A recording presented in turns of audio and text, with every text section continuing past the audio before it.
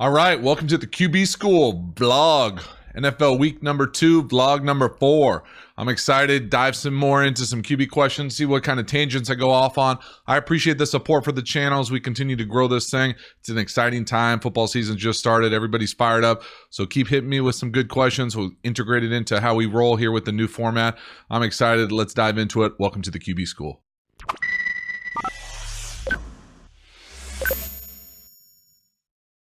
All right, first question, Seth Lanza.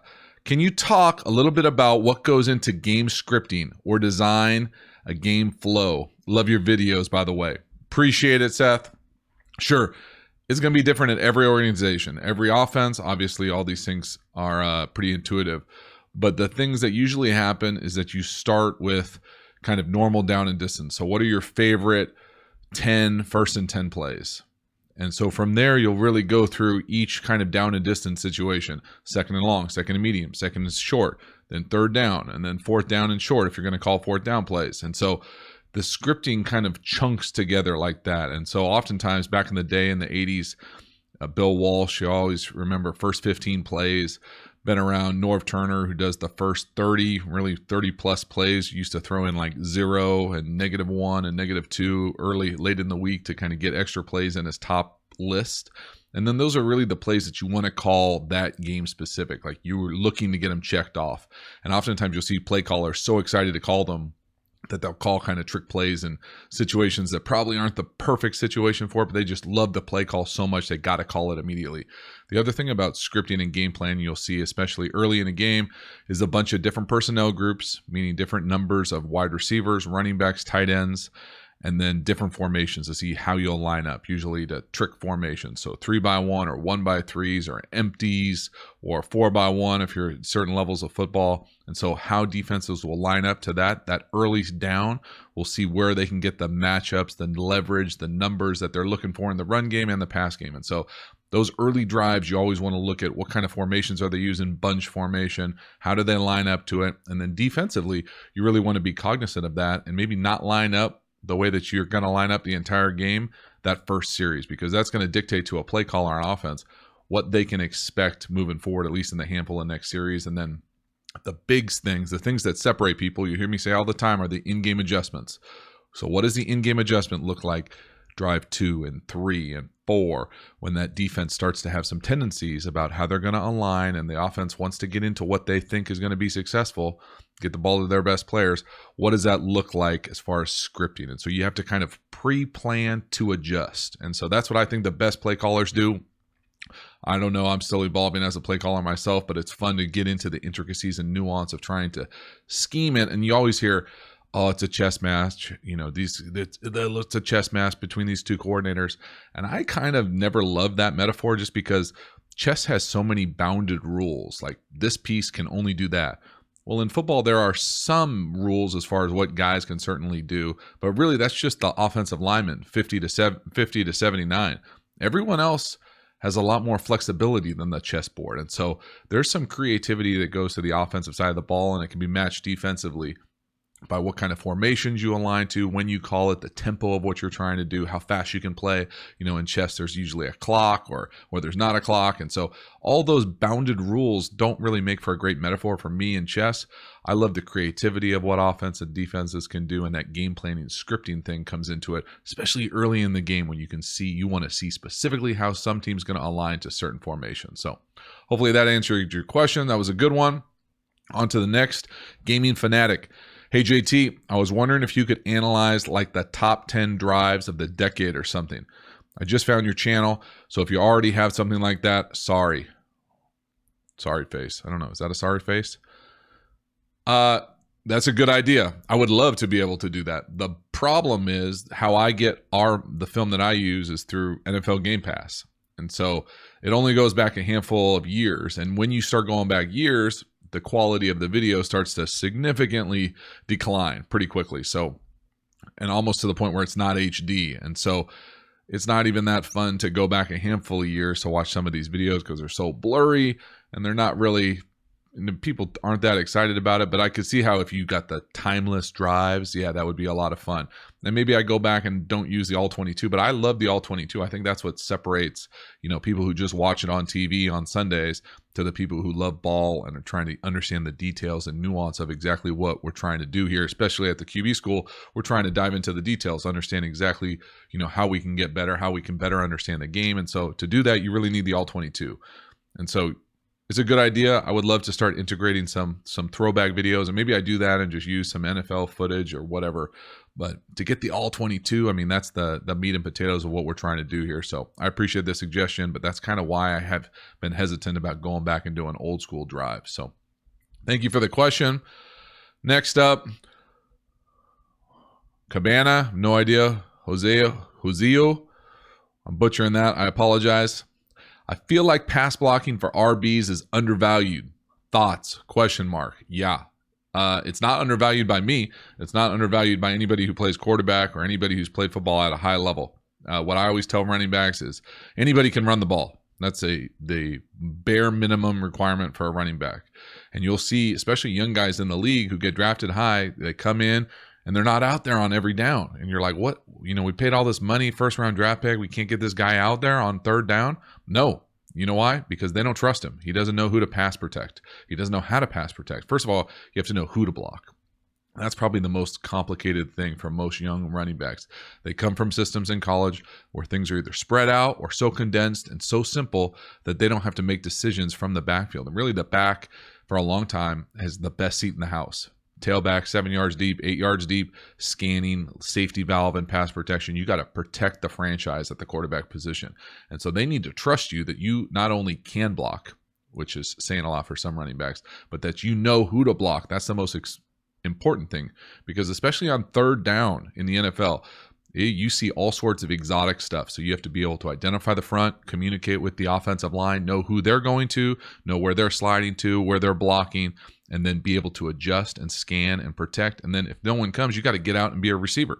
So you're essentially a blocking receiver on these third down situations. And that's why you have so much respect for guys who are third down specialists. I'm always thinking like Kevin Falk back in the day for the Patriots, Sproulsy for the Eagles now. That type of guy is just so hard to find because they have to be really high level, high football IQ guys and really dynamic out the backfield and catch the ball and be able to block a linebacker. So is it undervalued? Absolutely not. It's the number one first thing I used to tell running backs and still tell running backs. If you want to be on the field every play, you have to know how to pass protect. And then you have to go blunt somebody at the line of scrimmage and block them. Oh, and by the way, when they don't come, you got to get out and be a wide receiver and catch the ball. So there's a lot of things that go into playing running back at a high level for every down, especially in the NFL. But third down, man, I'm telling you, exotic, guys standing up, moving around, bouncing around, spinners jumping around, defensive linemen not knowing, lining up in the right spot. It's like, I always said, like, there's an element of just like Star Wars, where you see these lasers coming at you, but nothing really happens. You're hurt. You're not hurt in Star Wars, but you see all these blasters coming at you because you got your shield up. You know that there are guys in front of you that you trust to be able to pick it up with a system and principles that will protect the quarterback. And the running back is the last line of defense. So great question. Next up, Ideen, which one of your head coaches / offensive coordinators did you feel was the best at offensive game planning and why? That's a good question. I would say my favorite I'll say two that I was around were Mike McCarthy was my offense coordinator in New Orleans for 3 years. And then Mike Martz was offense coordinator in Detroit and San Francisco for me. And they're two different type of guys, but they had similar approaches on a fundamental level. And so what I mean by that is different offenses. Mike ran what he used to like calling the Gulf Coast because we were in New Orleans, but it's a variation of the West Coast. Got brought up through the Chiefs system back when Joe Montana was there. And then obviously went on to win a Super Bowl with Aaron Rodgers for a dozen years in Green Bay. And then Mike Martz is the greatest show on turf, digit system, Norv Turner, kind of that element of it. So West Coast, digit system, two kind of opposite approaches. But what I loved was both their aggressiveness and the way that they thought about plays. So yeah, they can get on a whiteboard, scheme you up, whoever has the pen last is going to win, whatever. But they're basic at the elementary level of what they were doing play calling was they were thinking of players. And so get the ball to the best player as much as possible. And then when that player is hurt or tired, get the ball to the second best player. And so that's what I always thought was the best about play callers. It wasn't about their scheme. Yeah, they have egos. Everybody has an ego. But they were trying to get the ball to the best player as consistently as possible. Because in the league, everybody can play. It's about one-on-one matchups. Where do you feel like you have the mismatch? How can you scheme your guys open and scheme them, trick them into not maybe being on the best coverage guy on the defense? And so those two guys for me, because I thought that they were very intentional with constantly trying to get the ball aggressively down the field to their best players while making it look really complex in a really simple way that was consistent and repeatable. And so those were my favorite two guys to be around. Nice question. Appreciate it, Ideen. Next, Tyler. I Googled you recently. And it seems like you had tons of success at every level you played. I don't know about that, except the NFL. You did have a long career, which is impressive. Okay, thanks, Tyler.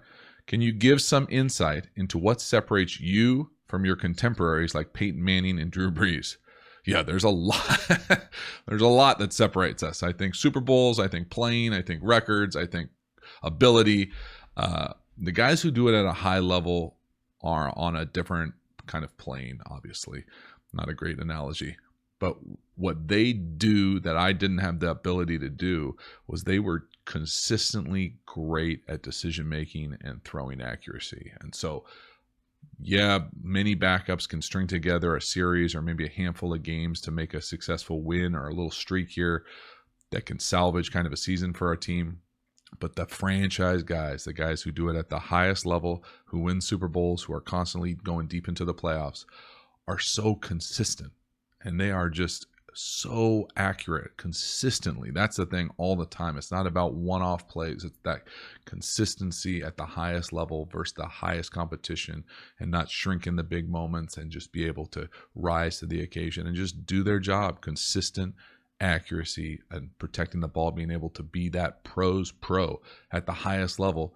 But not just one season, not just a handful of seasons, but a career, decades, multiple decades for some of these guys. So that's the thing that I always thought that there were some separators. You know, the other thing is many of these dudes are huge, just physical specimens, got rocket of an arm. But really, the separator for me, it has always been consistency and accuracy. And so should I have been better? Could I have been better? Absolutely. The guys who are better, who do it at the highest level all the time, are consistent and accurate every Sunday, every year, just building and building and building. And so that's the separator in my opinion.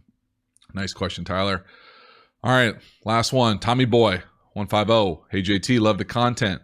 Whenever I hear a former players talk about the NFL, they always have a welcome to the NFL moment. What was yours? Much love from the UK. Appreciate it. Love the global impact, YouTube. It's craziness.